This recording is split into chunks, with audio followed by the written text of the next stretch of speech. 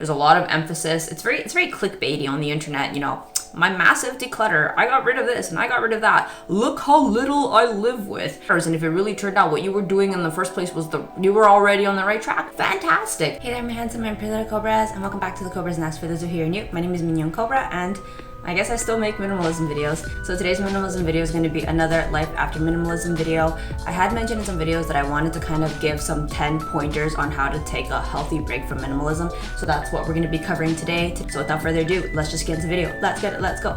Woo. I'm making this video because I've been taking little breaks throughout my, I guess, almost 8 years of minimalism, and currently I'm on a 1 year, I guess, large break from minimalism. So I thought I'd share these tips with anybody who's kind of considering finding a middle ground between, you know, like not necessarily quitting the lifestyle entirely, but maybe just taking a break. And I think we can all benefit from that in this minimalism lifestyle. So number one, if you need to take a break, take it.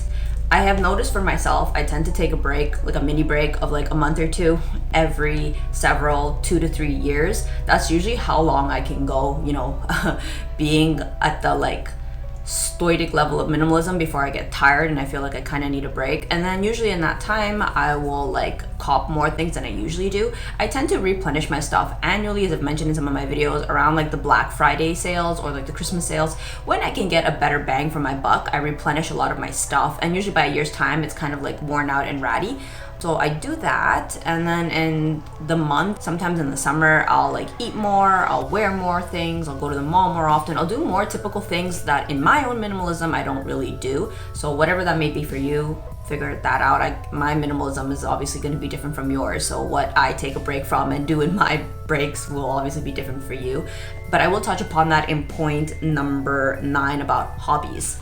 Okay, the next point that I want to mention is don't feel guilty, and this is one because a struggle that I definitely had with minimalism and many different aspects of minimalism, whether it be like I felt guilty if I bought something new, I felt guilty if I wasn't a good enough minimalist, I felt guilty if I took a break, I felt guilty of this if I felt guilty of that. So I want to be the first one to say that if there's something you're feeling guilty about in your minimalism, I mean, I think it would probably be good to examine it first and see if it really does warrant guilt. I mean, I don't think that being financially irresponsible with your money and blowing everything and then not feeling guilty is probably not the best advice to give.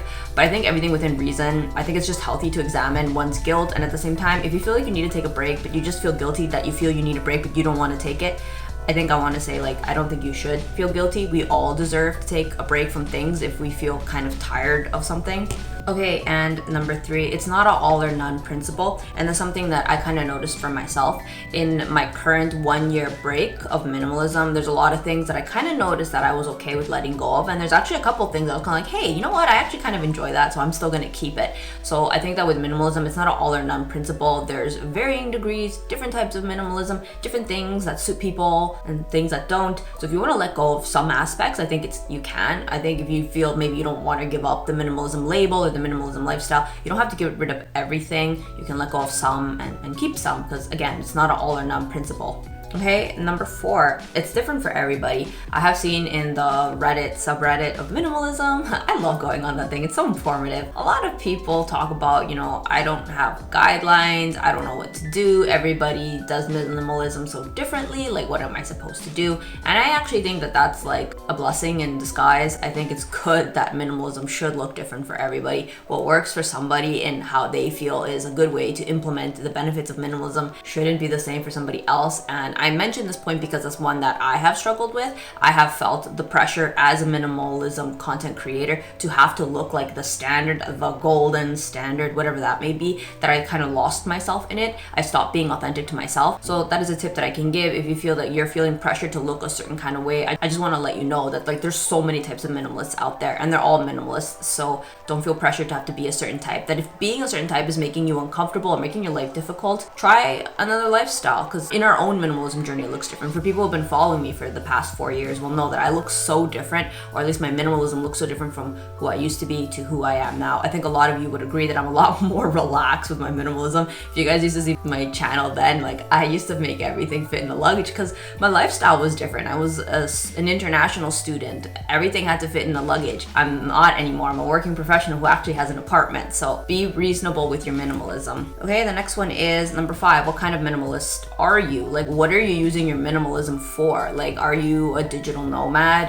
Do you have a family of 5? Like, are you an artist? Do you have a lot of tools? Are you a mechanic? Do you have a lot of, I don't know, car parts? Like, what kind of minimalist are you? Like, what are the things that bring joy to your life? What are things that you can do without? And I think a point that I want to kind of give is that if you've read Goodbye Things, I think that's a popular book in the minimalism community, so I'll mention it. Fumio talks about letting go of things because your home is not a museum. I would say that I don't think we need to take these things as Bible. I think that there is a lot of guiding tips in that to get you started, but I like to think that this material world is the world that we live in. We do live in a material plane. We don't live in the spiritual world until we're dead. So while we're still alive, I think it's perfectly fine to enjoy our material possessions. Maybe you don't have to enjoy it, but at the very least, you don't have to go to war with your material possessions. So just figure out what kind of minimalist are you, and essentially what that means is how can you live your best life and use minimalism to help you in that. Okay, number 6. What kind of items you have, new or old or secondhand, don't make you a better minimalist. I think that minimalism, a lot of people think that minimalism or the golden standard of minimalism is kind of like this frugal or secondhand, or I guess almost the antithesis of what is, I guess, our consumeristic society. Anything that is against or different or the opposite or in opposition to our materialistic society, a lot of us in the minimalism community kind of put on a pedestal as like, yes, this is it. And that's fine if that is how you want to use your minimalism, and that is how I had used my minimalism for a really long time to kind of help get me out of the rat race. Good for you. But I just kind of want to be here to say that as you advance in your minimalism journey, you know, several years in, you'll kind of start to see and question certain aspects of minimalism that the community as a whole has kind of come together to say. I don't think that having, or I guess if you're from a more privileged background, if you want to buy something new, I think that's fine. I think that can be part of your minimalism. I don't think you should feel guilty, or if you can afford more expensive things, I think that can still be part of your minimalism. I don't think that in order to be a good, or the only appropriate way to be a good minimalist is to only buy, you know, cheap things, frugal things, secondhand things. In my own personal opinion, and maybe this is an unpopular opinion, I think all material possessions at the end of the day are just atoms. We assign the value to it. So if you feel that secondhand is in align with your sustainability and your minimalism practice, I think that's perfectly fine, and I think that is respectable. But I don't think that we need to be zealots and gatekeeping minimalism and thinking certain items that are newer than other items are lesser or evil than another item. So what I want to kind of say is that if you want to take a break from minimalism, if you want to buy certain items, maybe if you want to buy something new, I think it's fine. You don't have to always buy secondhand. And at the same time, if you feel like maybe you want to buy some secondhand stuff and try it out, go for it. Try something new. Number 7, so the number of items don't define you. And I think this one is a bit controversial. I see that it is popular in the minimalism community to count your things. I remember when I first started as a beginner minimalist, I remember picking up a tip that somebody warned people to not count your things. It's a very like unhealthy habit. So I remember thinking, okay, I'm gonna listen to this person. I don't remember where I got it from, but because of that person telling me to not do it, like it was something that was a struggle for them and something that turned out to be very toxic in counting their things. I listened to that advice. I was like, okay, I'm a beginner, I'm gonna listen to what an expert has to say on this. And so I'm passing that information on because I'll be honest, I think as somebody who had struggled with an eating disorder and being very obsessed with calorie counting, the number on the scale, the number of calories in food, just numbers in general become just so damaging. So I'm so blessed and grateful that I followed that piece of advice that is don't count your items. But again, I'm not here telling anybody else how to live their minimalism, and I'm not coming for anybody and their minimalism. I completely respect that we are all different. So I just want to say that if this is something that you do and brings you joy to count your items and keep below a certain threshold, I completely respect that. That is definitely another way to do minimalism. But I'd like to say that if you feel you want to take a healthy break from minimalism, maybe a good place to start would be to stop counting your items, because I don't think that a certain number makes you inherently a better minimalist. I think they're just tools at the end of the day, a little bit more, a little bit less. Marie Kondo said it well, that sweet spot is different for everybody. Okay, 8, take as long as you need. That is one that I want to give. I think that maybe we feel we can only take like a small break, a week, maybe a month.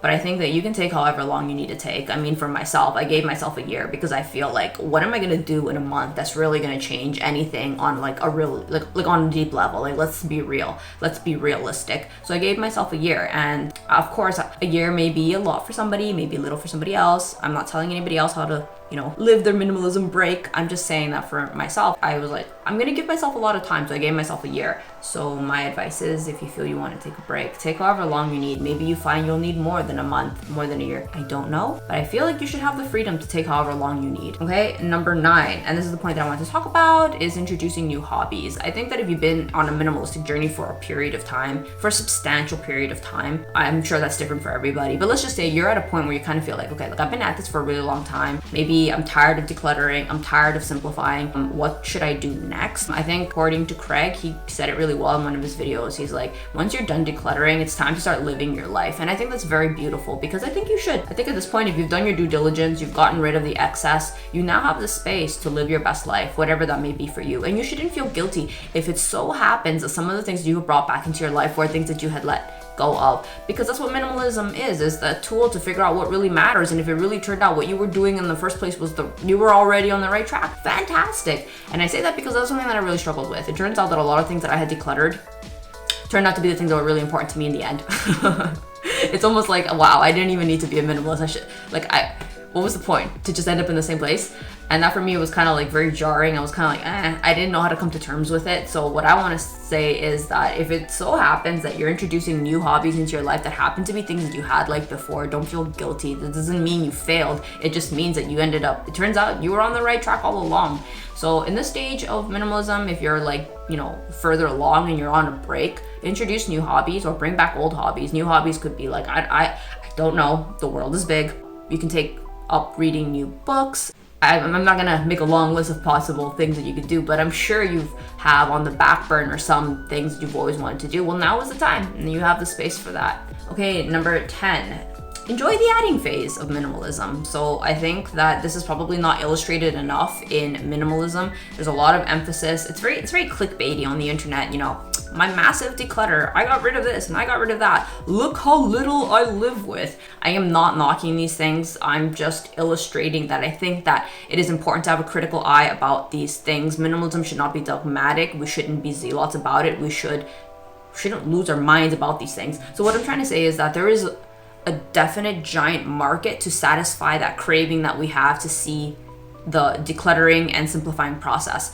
I just don't think that it's as celebrated, the adding phase, because it can almost look like consumerism, or maybe, oh, you've quit minimalism, oh, you've gone back to that lifestyle. So we kind of demonize it, and there's less emphasis on this aspect. But I think that this aspect is very beautiful, because you can't always live with the decluttering obsession. It's toxic. And one thing that is a really good tip that I learned in the very beginning of my minimalism is a pendulum swing.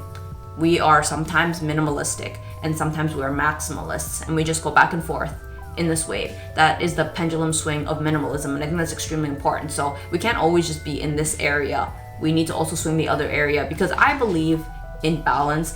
You don't have to believe in balance. If you feel like, look, I'm 100% full in the direction of minimalism, go for it. Everybody's journey is different.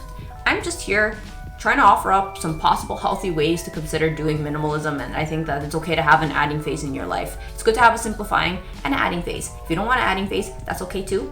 Everyone's journey is different, but if you feel like you need a break and you're not quite sure where to start, I think incorporating an adding phase of like a week or a month or whatever, however long, can be a healthy thing, and you shouldn't feel guilty, because I do believe in the philosophy of the pendulum swing of minimalism, that we encapsulate both maximalist and minimalist tendencies, because I do think our base nature is to live in abundance, whether that be spiritual or physical, whatever that may be for you. I think as humans, we all deserve to live in abundance. Alright, so if you enjoyed this video, give it a thumbs up, comment down below if any of these resonated with you, or if you want to leave any tips, and I'll see you guys in the next one. Thanks for watching. Bye!